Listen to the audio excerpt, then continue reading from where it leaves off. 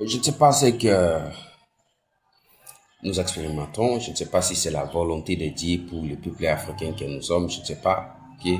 Je veux parler du niveau de l'inconscience, ok?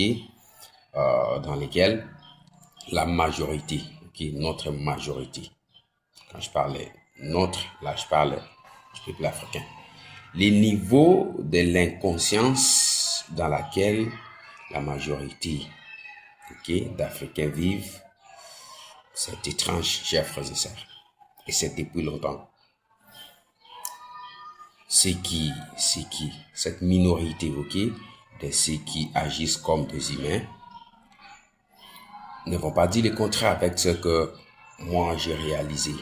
Je viens, ok, par rapport à l'année de ma naissance, je suis déjà un adulte, mais je ne suis pas plus grand que l'Afrique elle-même, ok. Je ne suis pas plus grand que mes parents et ceux qui m'ont précédé. Mais malgré la durée, ok, de notre existence sur cette terre, je suis désolé de nous dire que la majorité n'a pas toujours évolué sur le plan mental, sur le plan comportemental, sur le plan humain. En Afrique jusqu'à aujourd'hui, il y a des actes inappropriés aux humains qui continuent à se poser par des Africains. Des actes défavorables à notre évolution, à notre développement, à notre enrichissement, à notre progrès, continue à être posé par la majorité de ceux que nous sommes. Et ces gens-là, ils sont à tout niveau. Dans les domaines politiques, ils font la majorité. Partout, dans les social, ces gens-là, que je ne sais pas comment qualifier, ils font la majorité. Ils sont partout. Dans les forces armées africaines, ils sont majoritaires. Ces gens qui, pour eux, ils ne peuvent pas agir pour favoriser les progrès de l'Afrique. Ils sont là que pour bloquer tout, pour empêcher le développement, pour empêcher, euh, euh, euh, euh, pour empêcher les progrès socio-économiques. Ils sont là pour empêcher la paix. Ils sont là de porter malheur pour le peuple africain. Ces mêmes Africains, ils sont nombreux et dans tous les domaines. Dans les domaines sanitaires, vous les trouverez plein. Dans les domaines éducatifs, full. Ils sont partout comme ça. Et je ne sais pas si c'est le plan de Dieu, si c'est Dieu qui empêche que la majorité d'Africains vivent dans cette ignorance. Je ne sais pas comment comprendre ça. Je ne sais pas. Parce que vous allez vous retrouver devant quelqu'un, il est dirigeant en Afrique, ça c'est dans le domaine politique, ok, le leadership. Il est dirigeant en Afrique, il a régné pendant plusieurs décennies, il n'a rien concrétisé, il n'a pas favorisé le développement de son pays parce qu'en réalité, la majorité des dirigeants sont là, la majorité dirige pas pour les bien-être de leurs compatriotes, ni pour le développement de leur pays. Ils sont là pour les intérêts individuels et ceux des Occidentaux, des anciens colonisateurs. C'est ça. Beaucoup de nos leaders, depuis le départ des colonisateurs jusqu'à aujourd'hui, beaucoup de ceux qui ont eu à gérer l'Afrique ne gèrent pas pour le bien-être des Africains et des pays africains. Non, ils sont là pour leur propre bien-être, ok? Et c'est de l'Occident, c'est comme ça. Et beaucoup de dirigeants africains qui ont eu à régner avant nous et pendant que nous sommes là, la majorité, donc la majorité des leaders africains ne dirigent pas leur pays pour le bien-être de leurs compatriotes, ni de leur propre pays, mais ils le font pour leurs propres intérêts et c'est des colonisateurs. Ça, c'est clair. Malheureusement que ces personnes-là, ces mauvais leaders-là, qui aident afin que l'on puisse demeurer dans le sous-développement, dans le chômage, dans la pauvreté, dans tout ce que vous connaissez, ils sont les plus aimés. Des gens continuent à les soutenir. Même vous, la jeunesse, vous continuez à soutenir de telles personnes. La preuve, c'est que depuis les années 60, ok, jusqu'à aujourd'hui, mais voyez, qu'est-ce que les leaders africains, la majorité des leaders africains, qu'ont-ils fait avec les richesses qu'ils ont eu à gérer durant plus de 60 ans après l'époque coloniale? Absolument rien. Ils n'ont pas construit leur pays, ils n'ont contribué à rien.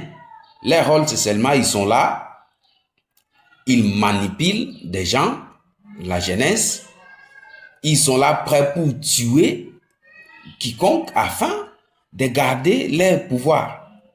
Ok? C'est rien que ça. Tout en protégeant les accords qu'ils ont, les accords défavorables.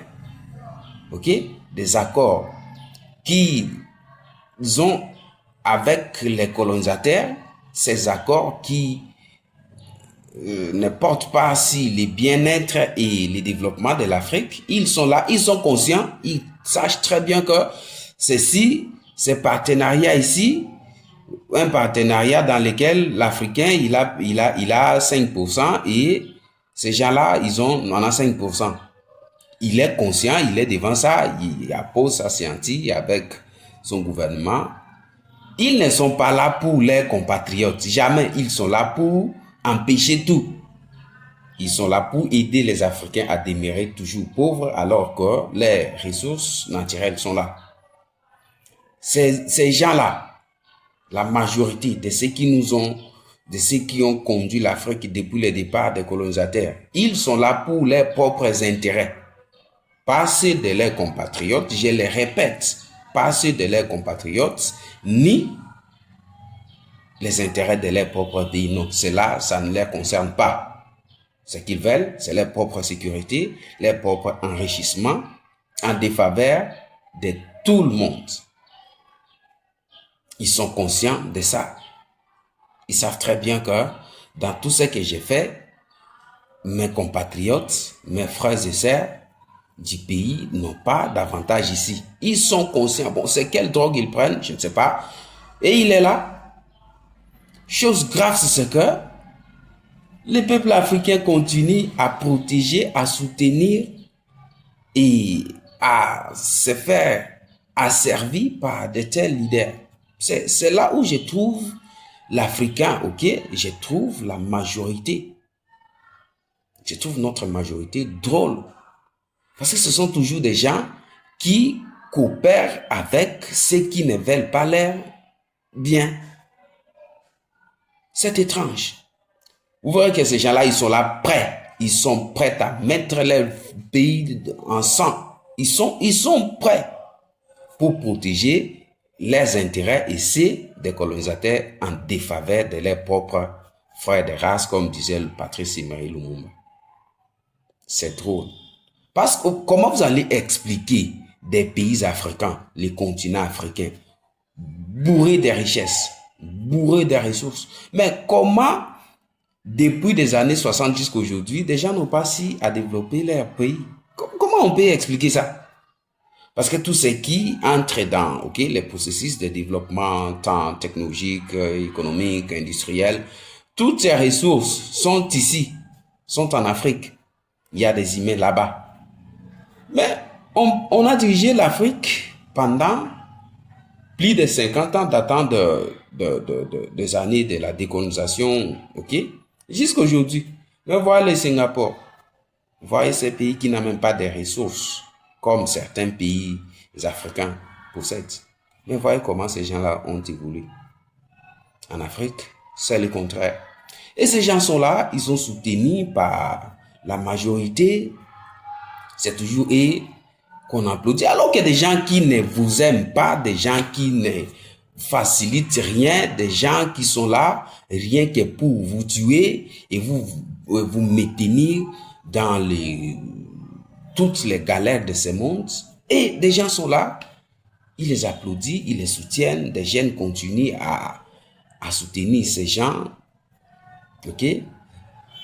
Comment on peut être africain et décider toujours de vivre, de mener des actes, de prendre des engagements qui ne sont pas pour le progrès de son propre continent, mais pour le contraire? Comment on peut faire ça? Il se réveille le matin comme ça, il devient un rebelle et il recrute des gens pour faire quoi? Pas pour combattre un autre pays, un autre continent, mais c'est pour tuer des gens au sein de son pays en disant qu'il cherche le pouvoir. Il va tuer et ces gens qu'il tue là, ce sont des innocents. Ce sont des citoyens malheureux, des pauvres.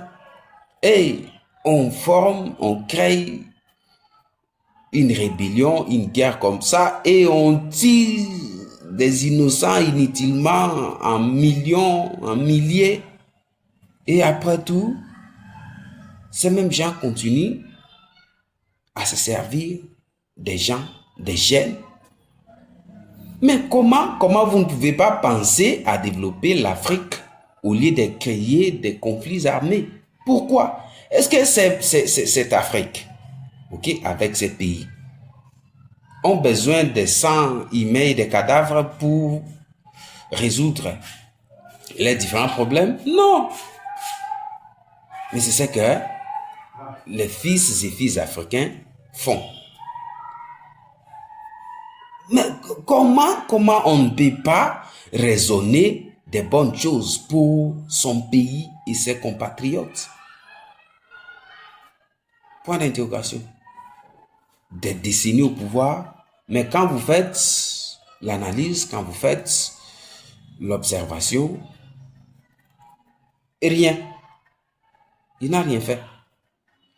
Il n'a pas construit des routes.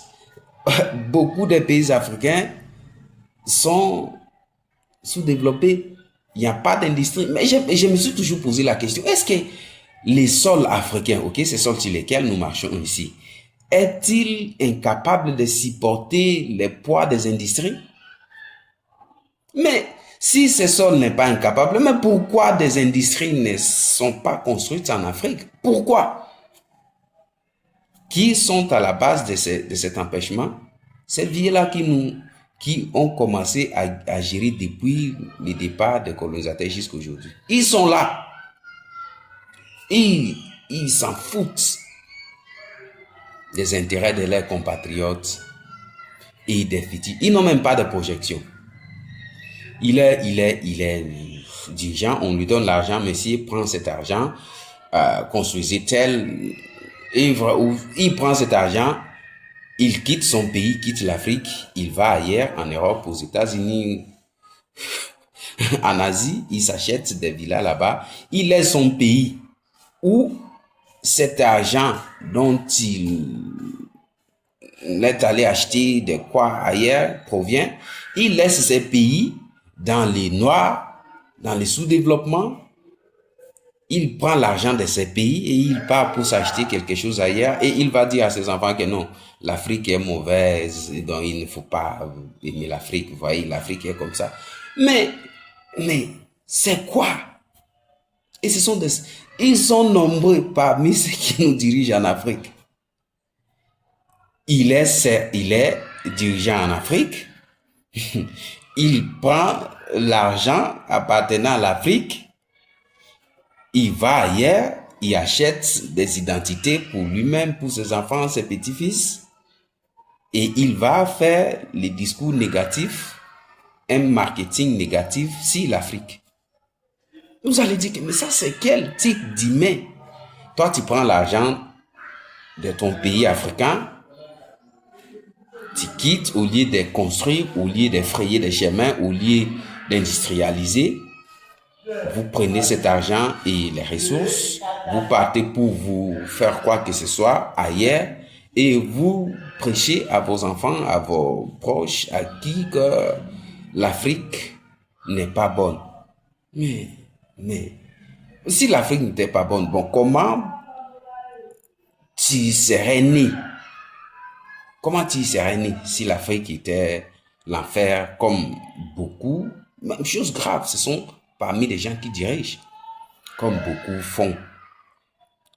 Il part là-bas, il dit à ses enfants, non, il ne faut pas aimer l'Afrique, l'Afrique est dangereuse, là-bas c'est une jungle, l'Afrique est comme ça, comme ça. Mais l'argent dont tu as eu pour faire déplacer tes enfants, aller les loger là-bas, les acheter des nationalités, des tout, ok, seconde nationalité, tout là. Où as-tu trouvé cet argent? Tu as trouvé l'argent en Afrique, tu es devenu servant en Afrique, et tu dis à tes enfants que l'Afrique n'est pas bonne. Je ne sais pas.